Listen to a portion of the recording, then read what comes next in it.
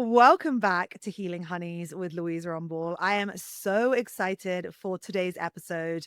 It's not very often that I get very excited about a guest because I think sometimes in the dating and the relationship world, often people aren't very direct. And I think one of the journeys that I have gone on over the last few years, having gone through so much deep shit myself, having faced up to so much deep shit myself, and making some really big changes, is I am here for the direct advice. And that is why I am so happy to have Sabrina Zohar joining me on the show today. She is a no bullshit dating and relationship coach. She has a top 0.05% podcast, The Sabrina Zohar Show. And today we're just going to be jamming. It is going to be juicy. It is going to be direct. It is going to be real. How are you today? I'm good. How are you? How's Mexico City? It's so good. I'm so happy to be here. Like, you won't know this about me, but I lived in Tulum for the last 3 years and I'm a city girl. I'm so happy to be back in a city. And you're in San Diego moving to LA. Am I right? Yeah, so I'm with you. I, as a New Yorker coming to California, I'm saying, oh, I don't want to be in the city anymore. And you go to the burbs, you're like, no, get me back to a fucking city. Literally, I was like, I can try and be the boho beach girl, but that is not me. So happy to be back in a city. And I'm also so happy to have you here. I know that everyone sort of from my team has been saying, yep, you guys are going to get on so well. You guys have the same kind of attitude. You come from different like lenses and angles. Mine's a little bit more from like the biological, the psychological, the nervous system. Yours is more from the psychological conscious mind, like dating decisions. We're going to meet in the middle today, aren't we? I'm excited. I know I've gotten really into neuroscience and like kind of piecing it together. It's like, Nice. why does the brain do this? What's the psychology? What's your nervous system say? And it's like, how do you blend all of this to say, oh, I intellectually understand it. And now in my body, I feel it. And it's like, how could we bridge those two? That, for me at least, on my healing journey, that was what helped me. And I'm curious, was that something similar for you? Oh, first of all, I'm so obsessed with hearing you say that because I feel like the really great coaches are the ones that understand that this isn't just happening in our head, it's also happening in our body. It's happening from 30 years, 20 years, 50 years of wiring. So I love to hear that. And I went to therapy in England. We don't really do therapy like you Americans do it, but it was life changing for me. That's why I started my podcast. But it really was when I realized therapy is only going to take me 50% of the way. I need to go deeper, particularly I think in terms of like limerence and like being obsessed with people, understanding like, oh yeah, this is actually biological as well as psychological. So maybe we've been on more of a similar journey than we realized. 100%. And it's funny because I was the same in the sense where when I first started even limerence, like when I first had these obsessions with guys that I genuinely wasn't understanding, once I knew, oh, wait, this is like a chemical withdrawal. I'm literally obsessed. It's like, first off, what's happening in the brain, right? The ventral striatum, the default mode network, the salience network, all that fun stuff that we can get to. But when we understand conscious, like what's literally happening in your body is one aspect. Then when we say pair that with the thought processes that you have, so the physiological aspects of my heart is racing, I'm sweating, I can't sit still, I can't eat, I can't sleep. It's like, okay, so I'm dysregulated. Now I'm going through a withdrawal. So now I'm scanning for safety constantly. And then to boot, what's my core belief? There's something wrong with me and I'm not good enough. That's what keeps us stuck in these perpetual cycles. And I think for me, what really changed the game was understanding that I have choices. That was really new for me because I grew up feeling like, who am I to say no? Who am I to say that this doesn't work for me? Who am I to set a boundary? You would have been hit. My dad would have left. Like there was no space to have your own identity in my home. And now as an adult, that's been the healing journey. And I think for Mm. a lot of people, myself included, I thought it had to be all this grandiosity. Oh, we need to do all of these big things. Whereas really what it was learning for me to take a pause and sit in a feeling that felt so painful and so gut wrenching and so scary. And then coming out on the other side saying, oh, wow, okay, so that's what I've been scared of this whole time. Now that I faced it, what can I do with this information and how can I move forward? It completely changed the fucking game and brought me from the classic anxious attacher, like couldn't sleep, couldn't eat, would text guys 100 times, would wake up 4 or 5 times in the night to see if somebody texted me, would take naps in the day because I was so uncomfortable with the emotions and feelings, was going on walks everywhere because I couldn't sit still, to where I'm at now, being in a healthy and secure relationship, finding myself, loving myself, and coming home to myself. It is possible, but it's about understanding the tools that we need and not just all the bullshit that we think we want. I am obsessed with this. We have gone on exactly the same journey. And I think it is so refreshing to hear someone sat here being like, yes, I was fucking anxiously attached. Yes, I was so dysregulated, I could not sit with myself. Yes, I was fantasizing. I was going through limerence because I think this was a huge part of my journey as well. Like, there's so much silent shame around those Yeah. things. Like, we don't even think that we're ashamed, right? It's just, we just don't talk about it. But then when you start to talk about it, I mean, this is why both of us have big podcasts, because the moment you start talking about it, you realize, oh, wow, there are millions of people that are going through the same thing. And today we're going to jam on a submission from one of my listeners. It's going to be so fun. But before we get there, I just want to ask a tiny bit about your relationship because I know Yeah. that we've both gone on very similar journeys. I don't want to speak on your behalf, but I know mine was like lots of toxic, amazing highs, awful low relationships, finding the stable man, boring, giving me the ick, never getting past like date 2 with someone that was like actually of a good caliber. Is that kind of reflective of the journey you've gone on? Because I know you said you're now in a healthy, long-term, 2-year plus relationship. I'd love to know a little bit more about how that panned out for you. Absolutely. Yeah. I was the girl that was running around saying, I don't understand what's wrong. Men just don't want a relationship. They're fucking trash. Listening to the box theory of like, oh, well, they just want to sleep with me on the first date. Like, just if he wanted to, he would. I was plastering just sayings and things all over my life because it was hard for me to acknowledge that I was playing a part in it. It was hard for me to take up space and say, because for when I had to take up space and go, I don't think I like the way this person's treating me, then what was left? I have to make a choice about that. And instead, I stayed in the woe is me. I'm just the one who's so emotionally available and nobody wants this. When really what it was I was not emotionally available. To my anxious folks, we're also avoidant. I was avoiding looking at what was coming up for me. I was never sitting and saying, you know what, this guy just asked me for a booty call. It's 2 a.m. Fuck it, I'll go over because I'm scared he's not going to like me. Instead of saying, no, get fucked. That doesn't work for me. Thank you so much. And I was so used to chasing what I couldn't have. And yes, to your point, when you meet somebody, when I met like the nice guy or the healthy guy, this is boring. I don't feel anything. I'm not feeling the spark. Or I would settle and be like, okay, well, they're here and they're cute and they'll get the job. And then 7 months later, I'm like, I don't want you to touch me. I don't even like you. We have nothing in common. I don't know why I'm here. And I was vacillating between chasing people that weren't interested, going after the unavailable, going after the people that, like, I remember dating this one guy and when I brought up to him saying, "Hey, it was long distance, saying you're supposed to come visit in like 2 weeks and we haven't spoken in a week." I'm like, what is happening? Getting the, baby girl, you need to relax and I'm living my life. And this whole just condescending, just putting me down and like really discrediting what I was trying to say to him. And that's literally the person I changed the way I dated. I remember looking at my phone going, I don't need to take this and putting it down and saying, I'm not responding for at least 2 days. And I gave myself the processing time. And then when I confronted him, I was like, this is fucking bullshit.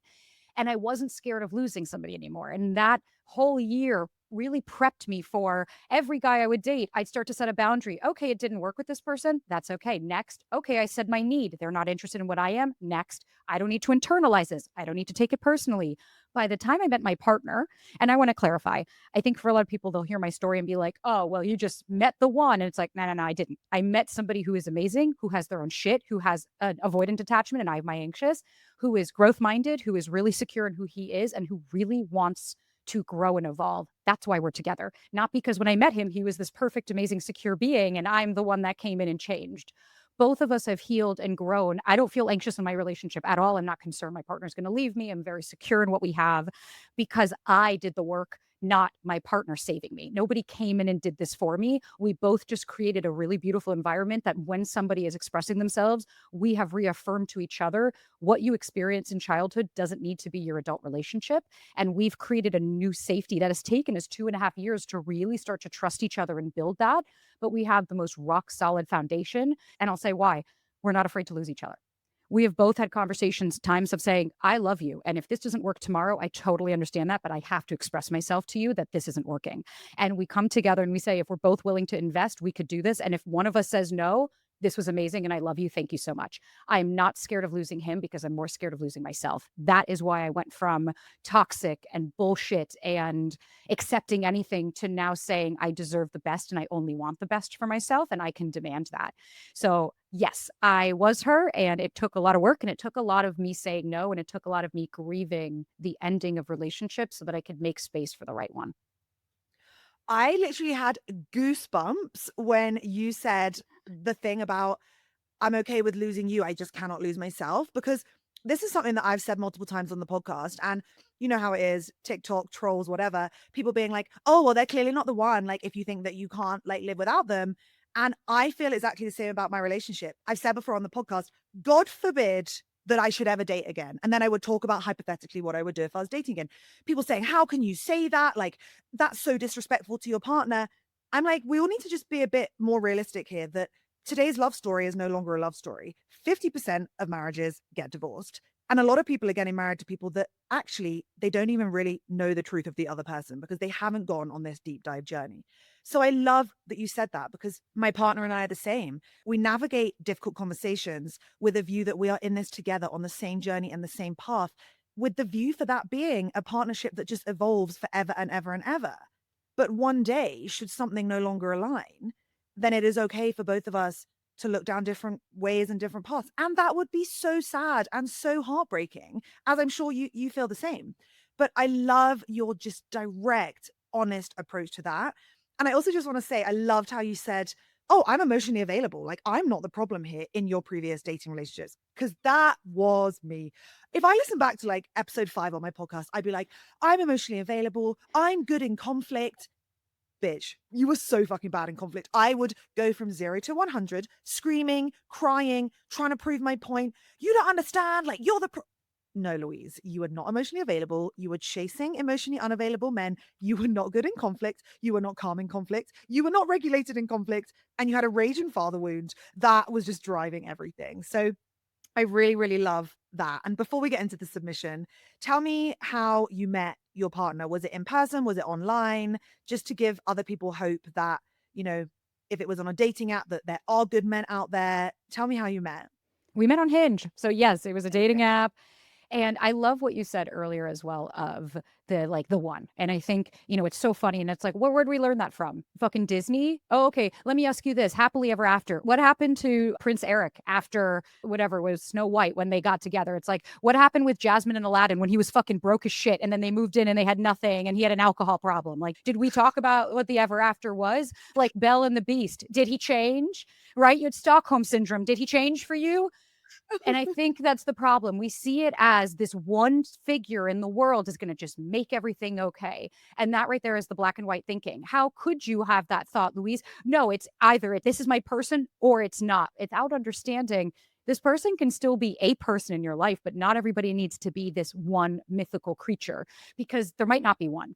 My sister's been married since she was 20. She's 37 now. They've been together since they were like 19, but they got married in their 20s. And even she'll say, I love my husband. She's like, he's my person. She was like, but I also know that there's 9 billion people on the planet that like there could be other people, but we found each other and this is our relationship. And so I think by allowing those thoughts of it's okay if this works and it's okay if it doesn't, you get out of scarcity and you get out of holding on to something and putting them on a pedestal they don't fucking deserve. But yes, I met my partner on Hinge and I'll be honest, it wasn't this romantic love story. It wasn't like I walked in and oh my God, I met him. The last time that happened when I was like, I called my mom saying this is the one, ended up being the person that put me into therapy and it was a narcissistic piece of shit who was my father. So when I met Ryan, the funny thing is I had just started my TikTok. I had just started my career and I didn't have any of this. And when I met him, I called him this tech guy because I was like, I had no fucking clue what he did. I was like, he works in tech for something. And we matched. He messaged me this like really lengthy message that wasn't about my looks. It was really getting curious. And I remember thinking like, huh, that's not a message I've gotten in a while. Looked at his profile. He was handsome, but I was like, he's not my type. Like if you saw my type, they're carbon copies of my brother and my dad just mixed into a new person. It's very creepy. He's not, right? Like even my brother laughed. He's like, what is this, some fucking unemployed DJ with tattoos? And when he met him, he was like, oh, he's like a real, like a good guy. And when we met, I didn't feel the spark. I thought I got like the ick. I was like, oh, I hate his car color. I don't like this. And I was trying to talk myself out of it. But really what it was is I felt really safe. I felt really comfortable. I had somebody that was really open and like just asking questions and talking. And we went on a hike. And after the 2-hour hike, he said, listen, I don't want to be disrespectful. If you don't want to continue hanging out, if not, I'd love to take you to dinner. I'd really love to get to know you more. And I thought about it. And I remember thinking in my head, I could just go home and do what? I was like, I had nothing to do. I said, fuck it. Let's go. I said, let's go back to your house. We'll drop off the dog. We'll go to dinner. We dropped off the dog and we got changed and we were sitting in his house and he came out and I was like, oh, he's very cute. Like when he got dressed up, I was like, oh, he's adorable. Next thing I know, we're having sex. We hooked up and I was like, okay, why not? I hadn't gotten laid in months. I was so needing it. And then we went to dinner and I remember just sitting there and I looked at him and I said, we had sex like 5 times. And I looked at him and I said, listen, I just want to be honest with you. I had a really good time tonight, and if this is all it was, I'm totally cool with that. Like, I really needed that, and I needed to just have a good time. I said, "But if you're gonna call me after tonight, I need you to know that, like, I don't do the casual thing. I'm not your hookup girl, and I'm not gonna be a casual hookup. If we're gonna continue to hang out, it's because you wanna get to know me for a relationship and build something here, and I am so down for that, but I just wanna be honest." And I remember he was like, "Fuck yeah." And we just kept seeing each other, and he didn't text me every day, and it wasn't any of that, but he was so open when I would say something. He was receptive, he was secure, he would answer back. He had his avoidance because he's human, but really what it was about was intentionality. And I wasn't scared when I showed up. To this day, if you ask him, Ryan, why did you like Sabrina? He'll say, because she was so authentic when we met. He was like, she wasn't scared to lose me. And she was herself. And he was like, it was so unique and different. She wasn't like any of the women that I met. That is what I'm trying to explain to women is stop trying to be this version of who you think they want because you're not actually allowing someone to love you for you. And how are you a fucking psychic to figure out what it is that they want when instead be you and see if they align with what it is that you want? I am so obsessed with this conversation. There's two things that I want to quickly talk about here. And I know I keep being like, oh, we're going to do a user submission, but this is just too good. I'm like, we might have to do that on like a second episode at like another point. The two things that I want to ask about are the hike and the sex. We're going to get to them. The first thing I just want to say is I don't know if it's an age thing. Like when you get into your 30s, your 40s, I just feel like you're just like, I don't give a fuck. I'm tired of pretending, right? So last night, I've been with my partner for 3 years now. We are at a party in Mexico City. It's a very, very Spanish speaking party. It's not like Tulum where everyone speaks English. My Spanish is not good. Okay. So I'm sat there. I can't fucking talk to anyone. So what do? I'm like, I can't engage in this party. I'm fucking fun. No one's going to get to experience me. I got out Duolingo in the core of the party. And I was like, right, well, if I can't talk to anyone, I'm just gonna like at least do something like valuable here. So the next party I can talk to people. And could you imagine, like, if this guy had met me and he had known that in 3 years' time he was going to be sat there with a girl that at a party is doing Duolingo in the corner? But the reality is, like, it's just me. I'm like, okay, I'm not going to fake this. I'm not going to try and have conversations with these people in Spanish or try and have conversations with them in English. No, I'm going to be that awkward girl that's going to sit in the corner and that's going to do Duolingo. That's just how it is. And I think that was when I realized for my relationship as well, it's like, I'm too tired of pretending of being the pretty girl, of being the sexy girl, of sending the nudes, of doing the like blah, blah, blah, putting on the fantasy show. I just want to be me. And I wonder if that is an age thing or a therapy thing or a combination. What do you think? I think it's an amalgamation because I know people in their 40s and 50s who still aren't taking up space like that. But I think, I'm 34 now. I'll be 35 in like 2 weeks.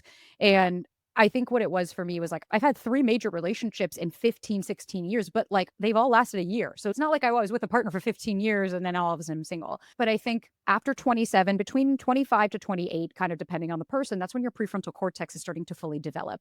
After that is when we start to use common sense and we start to challenge things.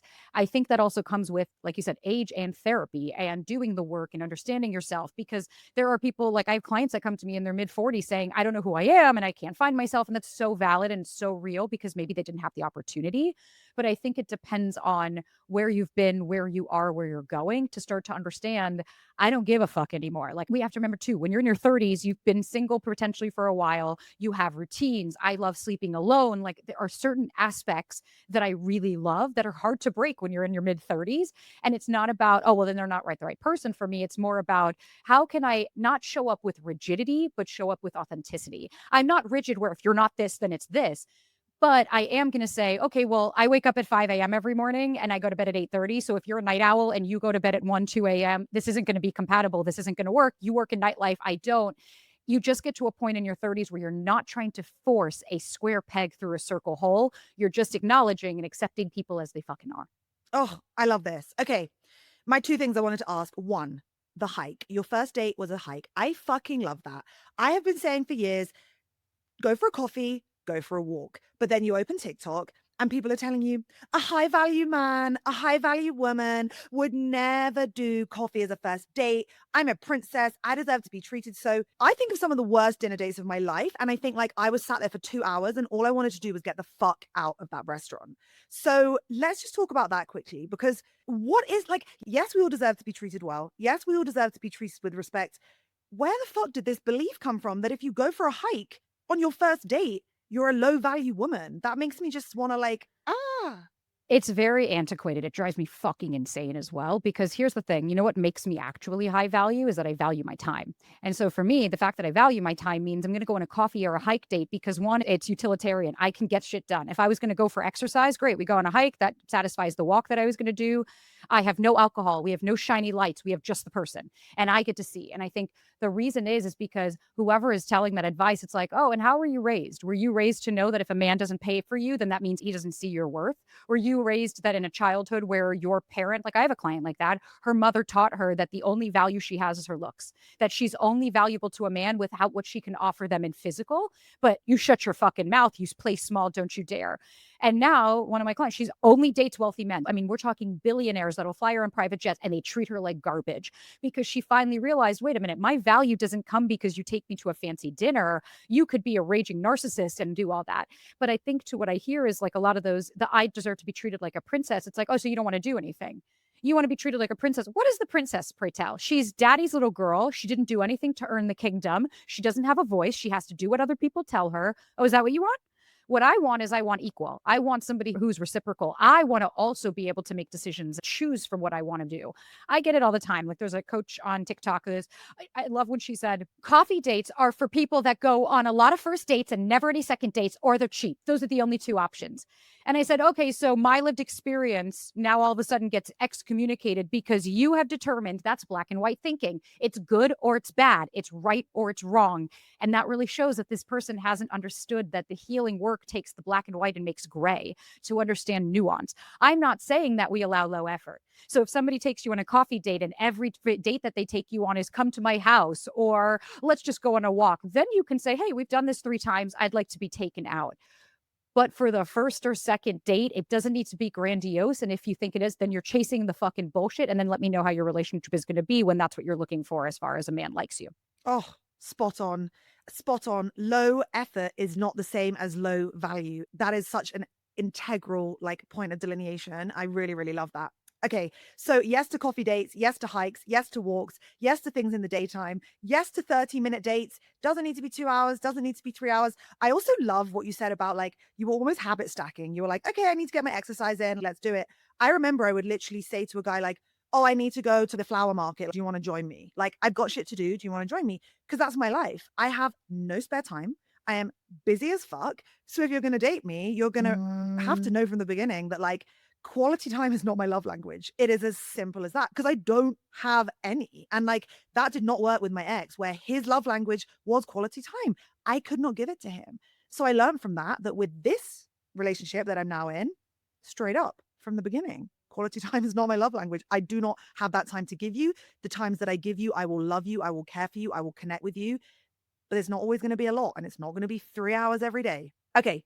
The second thing, sex on the first date. Now, I love this. This is the first point. It's not in agreement. It's just that our lived experiences don't align. And I think for me, I got so traumatized by men, so traumatized, partially my own fault. Like, I take full responsibility that I would put it out. I would lead with sex. I would lead with the visual. I would lead with the flirt. And then I would give it to them in, I guess, what's the word? Like, thinking that it was like emotional connection. It wasn't, it was physical connection. And then they would leave. So I got so traumatized by that happening so many times that I basically really put in like, not a rule, because again, like nothing is like black and white, but really like slowing things down and having this like belief that if you are interested in me, you will wait. And I think that that worked very, very well for me. It really allowed me to like delineate the men that just wanted to get down and dirty versus the men that actually were interested in my mind. But I also am on exactly the same page that you can have sex on the first date. Sex is great. Sex is fun. Sex is amazing. What I think is so interesting is that you were straight up and honest about it, about your intention. So let's just like round that point out for anyone listening thinking, oh, I've been told my whole life that sex on the first date is like an awful idea. It's about communication. Am I right? 100%. It's about intentionality. Like you said, you weren't doing this to say, oh, well, you have to earn it and you have to chase. You were doing it because you said, I'm protecting my peace. I'm going to do what feels right for me. I did the same prior to Ryan. I had so many guys. I'm going to make them wait. And we waited 10 dates and then they broke up with me on the 11th. Like, it didn't mean. And so I tried all these different things. But what I really realized was I wasn't trusting myself and I wasn't listening to my gut. And what it really was at the end of the day was I was releasing control to the outcome. That night prior to meeting Ryan, I was with a guy with erectile dysfunction. So I hadn't gotten laid in like 6 months. I was fiending. I was jonesing. I was so unsatisfied. I was like, I just need to have fun. And what I did was I made a choice for myself. I've had it where I've slept with guys, left going, okay, no, thank you, not interested in them. That was fun, but I just needed to kind of have some fun. We both agreed on that. Thank you so much. I've had it where I really like the guy. We hook up and I'm devastated after. But really, why was I devastated? What I was attaching to them. They're the one. They don't like me. They don't want me because I'm this. They only wanted to use me. I created a story and a narrative around it instead of just saying, I can't control the outcome. I made a choice as a woman to do this. I am an adult and I made a choice. I don't get to say, well, they used me. Okay, but what was my part in this? Did I communicate what it is that I wanted? Was I holding boundaries? Was I making decisions that align with what I want? And I had somebody, she wrote in and she said, I am so confused. I went on a first date, and the guy after the first date asked me back to his house. And I was like, okay. And she said, well, I told him then, you have to earn it. I'm not doing that. You have to come and get me. And so the guy was like, okay, well, we can wait a couple of dates. And then so they went on the second date, and she goes, the second date was at his house. And I'm like, wait a minute, but you just said you don't want that. So you're going to his house. And she says, but I told him there, like, by the way, you have to earn it. And he goes, it's okay. We can wait. She goes, he tried, but we just fooled around. And then she said, then I left and I understand. I haven't heard from him since. And I was like, girl, all you did was you gamified this. You dangled a carrot in front of his face. And so he said, what he's saying is your boundaries mean shit. You tell me you don't want to hook up, but yet you're in my bed right now. You tell me we're not going to do things, but yet he was pushing boundaries to see, okay, how much is she going to allow? That is the messaging to somebody to tell them. And I had seen and it was confirmed when I saw this guy on a panel, and a woman said, I don't understand, this guy that ghosted me keeps coming back. Why is he wasting my time? And the guy looked at her and he goes, because we can read through your bullshit. He goes, you don't think that when you tell a man, I'm not doing this, and then you do it, what does he think? She's full of shit. Her boundaries don't mean anything. She's going to do what I say. You have to mean what you say and say what you mean. That is what is so important. And we have to stop gamifying it. And to your point, what you did was, this is what I need. This is what works for me, because you're not trying to control the outcome. If your current partner said, sorry, that doesn't work, okay, bye. Because you're okay to say, if it doesn't work, yay, and that's okay. But if I'm going to be myself, let it work out because I'm myself. I am obsessed with that gamification. You need to trademark that right now. Never heard anyone talk about that. It's so smart and so interesting. I think there's this belief that, like, Mhm. if we can tease them enough, we can like really get inside their head, and then they're not going to stop thinking about us, and then they're going to become obsessed with us. And like, it does not work like that. Like, I think we have all seen in practice, like, a guy will wait and get what he wants, and then he will leave. Like, controlling the situation through manipulation, through sex, through attention is not ever going to end in the place that we want it. Like, it's just controlling the outcome, as you said. And I think one of the biggest takeaways from today's episode with you is, how can I get to a point that I can relinquish the outcome? And we can only relinquish an outcome when we are so okay with who we are, so okay with the sensations going on in our internal world, that we don't need to constantly be reaching out to this other person to manipulate, to distract from those internal feelings. And really just know that whatever happens, if this person leaves, if this person rejects us, if this person has sex with us, it is okay. It is no reflection on us. Would you say that that safety is just like a foundational part of who you are now? Like this groundedness that didn't exist before? Yes, and like it's there and it never existed. And to your point, I think the reason, because I think for a lot of people are going to go, how do I bridge the gap? That's what I want. And here's what I am. It's like, what really did that for me was like, even to this day, when I get the anxiety and the fear and oh my God, I explore, what am I scared of happening? right? And that's why we can say, okay, well, whether it works out or not, the reason I can release control of the outcome is because I trust that no matter what, I'm going to be okay because I trust myself. So if I hook up with someone and I'm having hyper panic attacks of like, but I'm scared they're going to leave me and I'm scared they don't want me and I'm scared all this, how can I release control of the outcome? Start to explore what is the fear? Really, you're so scared they're going to leave you. Who are you talking to? Them or your parents? You're so scared this person you had one date that you may never see again is going to leave you, but yet, where is that coming from? How old do I feel when I say things like that? That's how you dispel and start to go, oh my God.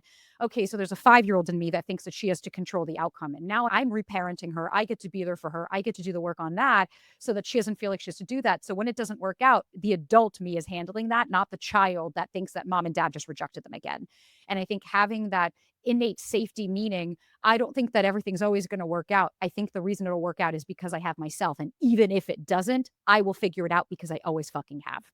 Oh, I love this. I call it like the Russian doll theory. You know, those like those wooden dolls where it's like you untake them and there's more and there's more and there's more. And I always say to people, like, are you scared of them not texting you back?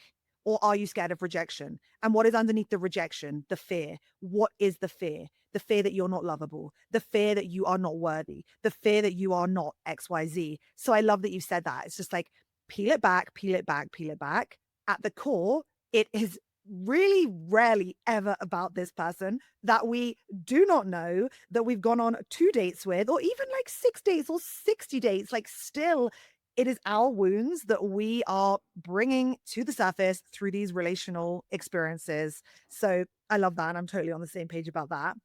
Now, what I want to do is get into this submission as we head into like the last section of the episode. I think that it just ties so perfectly into everything we've been talking about today. So there might be some repetition. I'm sure you're going to have a lot of gems to bring to the table. Now, this is something that a friend of mine submitted, and she said, hey, so I went on a few amazing dates with this guy before I went traveling, and we were speaking for a few months, meeting, FaceTiming, chatting, but the timing was just off. He had an operation, I went away, and the plan was always to just pick things up and see where things would go when I got home. Then, whilst I was away traveling, he applied for a job in Madrid, and now he's moving in a few months. He said he really likes me and I'm exactly what he's looking for, but it would be unfair to start something knowing that he's leaving. I just feel like he's one of the only people I've ever really communicated with so clearly. And so, honestly, we have such a good connection, but he doesn't even want to try. He said he's scared of getting deep. Am I crazy for wanting to try to make it work? Because he really feels like boyfriend material and it feels like he's just slipping through my fingers. Is there nothing I can do? And am I being delusional thinking that this could be the guy? So, as a relationship and dating coach and expert, if someone came to you with this in a coaching session, what would be your initial thoughts and feedback on this dynamic? My initial thoughts and feedback are two conflicting thoughts. I'm sure that you had a lovely connection. I'm sure this guy was great. I'm sure you had fun conversations. But I heard he's scared of going deep. So that tells me that most of the relationship that you had with him was probably shallow. It was fun, it's easy conversation, but you're not actually having intentional conversations of depth of what are the goals that I have in life? What does a relationship look like to you? How'd your last relationship end? What did it teach you about yourself? What's something that you've changed your mind about recently? Where we're really getting in there, vulnerable and learning somebody. You could date somebody for 7 months and keep it shallow. Now, here's the reality. She's kidding herself by saying, well, he's one of the only. We have the scarcity mindset already coming in because she's convincing herself, I'm not going to meet anybody else like this. But what she's not looking at is this person is telling you, I'm not interested. He is being very clear. And here's the reality. He's not wrong. He's not wrong to say, I'm moving. I want to go have new experiences. It's not fair to you. And she's seeing this as like a little girl, like, well, if I'm so amazing, why won't you fight for me? And I think that's what she's stuck on. Again, I'm sure he's lovely, but I don't think it's actually about losing out on him because if he were this incredible connection and you were so aligned, well, then we would be having different conversations. He wouldn't be telling you he's scared to go deep and that you deserve better and all that shit. And what he's telling her is, listen, go live your life. I'm going to go live mine. So I think she's trying to hold on to something because she's scared to maybe not date anybody else. And while I totally can hold space for her, my question would be, does this feel familiar where you have to perform to try to get somebody to choose you? Does this feel familiar where you did everything right, you showed up authentically and they still don't want me? What narrative and story have you created about this as opposed to looking and saying, Thank you for your honesty. I see my part. I haven't been upfront with you. We haven't really had conversations like that. I could see where this is coming from. And you know what? I wish you all the best. You're right. You're about to go to a new country. You're about to do your own thing. And for me, I want someone intentional. I want someone that can show up for me and has the bandwidth to do that, not someone I have to convince.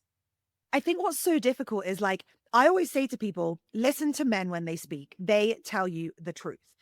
But then I also think that it's really unfair of him saying, like, oh, you're everything I'm looking for. It's like, just be honest. If this is not something that is right for you, yeah. Well, here's the thing. He might be being honest. He might be saying, you're amazing. You are all of the things I've been looking for, but I'm moving to another country and proximity and timing don't work out for us.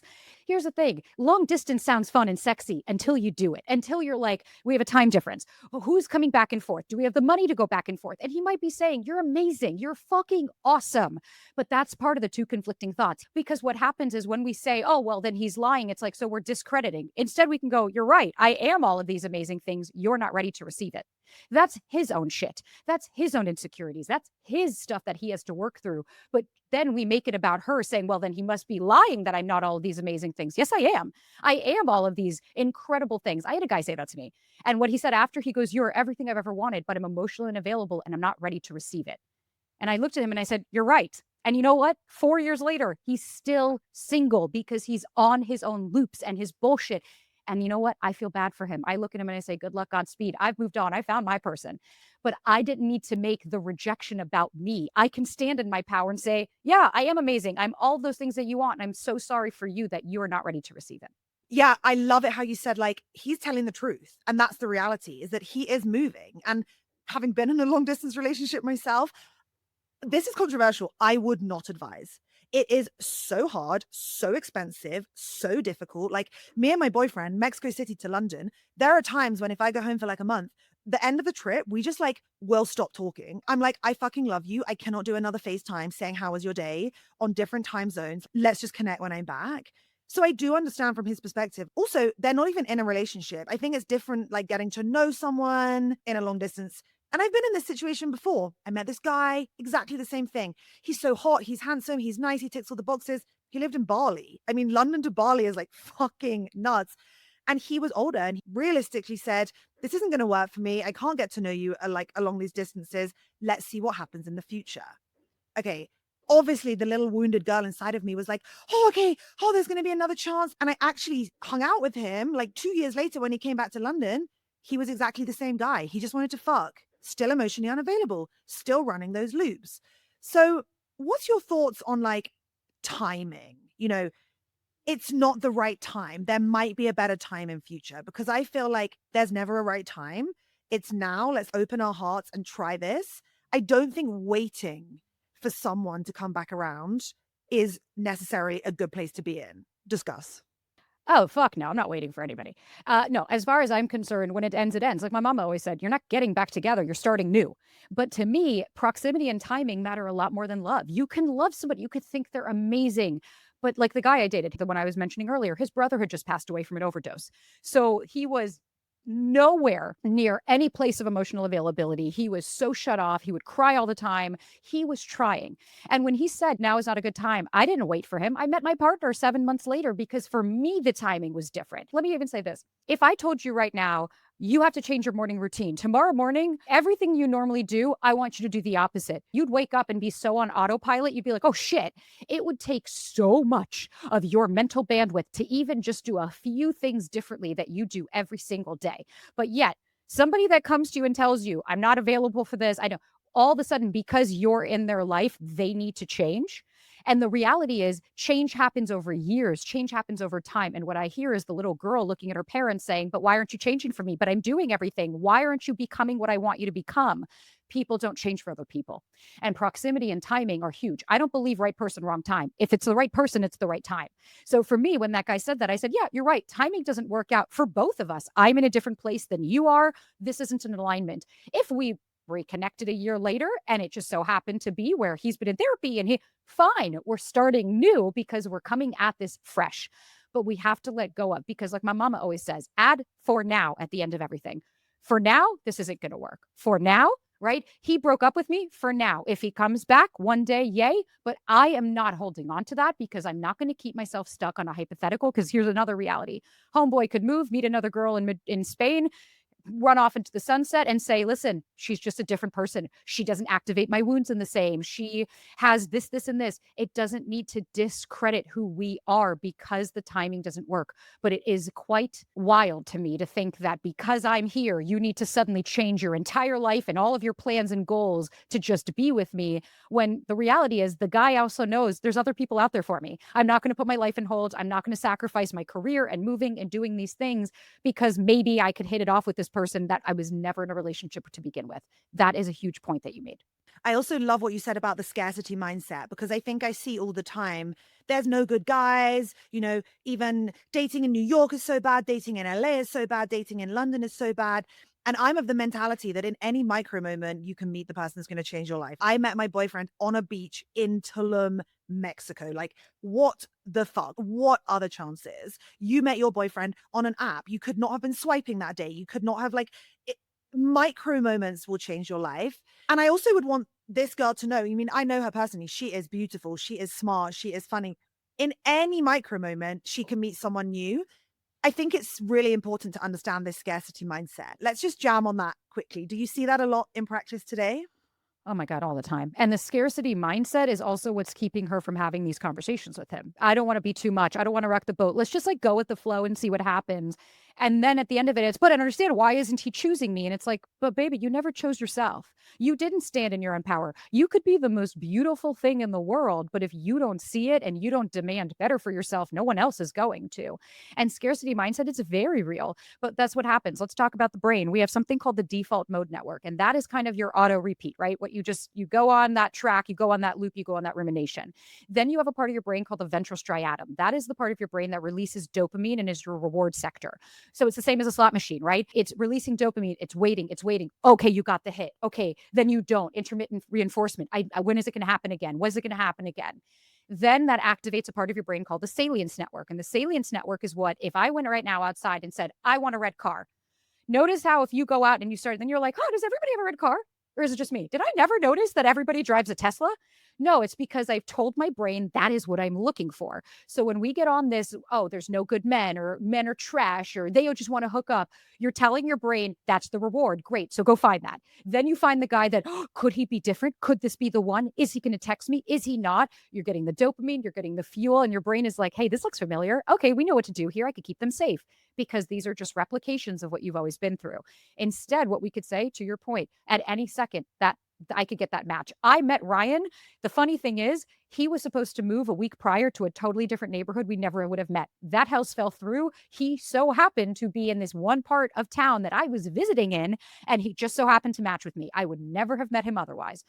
It can literally happen at any second. And that's the magic. I do that with my business now. We might have a slow day and I'm like, but at any second that email could come in. And then when they do, you're like, fuck yeah, baby, because we have to make space. This isn't about delusion. This isn't about, I'm manifesting this thing that doesn't, I'm going to have $1 million in my bank account tomorrow. It's like, don't fucking be unrealistic. But what we can say is, just because I haven't met them doesn't mean I won't. And I'm excited because I want to focus on how do I want to feel with this person, not this mythical fucking creature that's going to come in and just make everything okay. Because when we say the one, and I'm looking for this, what we're saying is we're outsourcing our happiness and we're saying this one person's going to make all of this go away. And it's just fucking unrealistic. Yeah, because you spoke about loops, right? So you said this guy is going to continue in his loop. That is why we can't wait for someone, because in 4 years' time, he might still be in his loop. We all have the ex situationship that is still fucking looping. They are doing exactly the same shit as they were 4 years ago, 8 years ago, 12 years ago. And I think what's so interesting here, and I think my biggest takeaway as we come to wrap up, is we are also looping. Okay. This is probably not the first time that she has gone through this loop with a guy connecting, something not being right, pining for him. And there is zero judgment here. I spent my entirety of my 20s and early 30s doing exactly the same thing, putting them on a pedestal, fantasy bonding, etc., etc. So the question is, they are going to keep looping. Are you going to keep looping? Or are you going to be the one to break the loop? And I think my biggest takeaway from today is the way you break the loop is by starting to have intentional, direct, uncomfortable sometimes conversations about saying, I am Sabrina. This is what I want and this is what I feel. How do you feel about that? And being okay with the answer. Would you agree? 100%. And like, even to add even more is like, and then if that feels uncomfortable, if you're like, whoa, I don't know, then we have to start. Who taught you that that's not a safe thing to do? Who taught you that you don't have the right to take up space? What parts of you do you not feel are lovable that you're belittling? Do you feel like you're too much? Okay, well, then that's a part that needs your attention, because when I heal that wound, then I can show up more authentically. Because if I'm scared you're going to reject me, I've already rejected myself. But if I know who I am and I say, sure, I talk a lot, I curse a lot, like I'm fat, right? I know these things about myself and I'm okay with that. I've accepted those parts of myself. My father rejected that because of his inability to handle my emotions, not because there was something wrong with me. Then when I get somebody, now here's the part, I get it every day. I get these fucking trolls that'll be like, I hate the way you talk. Now, here's the thing, does that hurt me? Yeah, because I'm a human and I fucking bleed like everybody else. But I don't need to internalize that, because I stop and I say, Sabrina, it triggered you. That's okay. That's their perception. That's not you. You know who you are, bitch. You know what you're doing. And I show myself compassion and grace because I'm allowed to make a choice. And when I show myself compassion, I release dopamine and I am my own reward seeking behavior. I don't need somebody else to. Oh, I love it. And I really think that like just doing this work just brings you closer to yourself where you just are okay in whatever happens. And like, yeah, getting trolled is fucking horrible. Like, no one is going to enjoy it. But both of us know actually that at our core, we are good fucking people, kind fucking people, smart fucking people. And that is all that matters. But I didn't believe that before because my dad made me feel like I was too much, too emotional. But now I have healed that wound. Yes, sometimes there's some residue, but for the most part, I really feel like we have learned to show up in this world as us, talking our truth on these podcasts. And they've grown to such a point that obviously we're doing something right, you know? And playing Duolingo in the corner of the party, like, that's okay, you know? Whatever it is, like, I'm messy as fuck. I'm not dirty, but I'm messy. Like, I have ADHD. I will drop my jeans on the floor. I just will not fucking pick them up. Like, later I'll be like, oh, I don't even remember taking them off. And my boyfriend is okay with that because at the beginning of the relationship, I said, I will do everything. I will pay for a cleaner. I will, on Sundays, we can clean the house. Like, I need structure so I can contribute to helping in this house.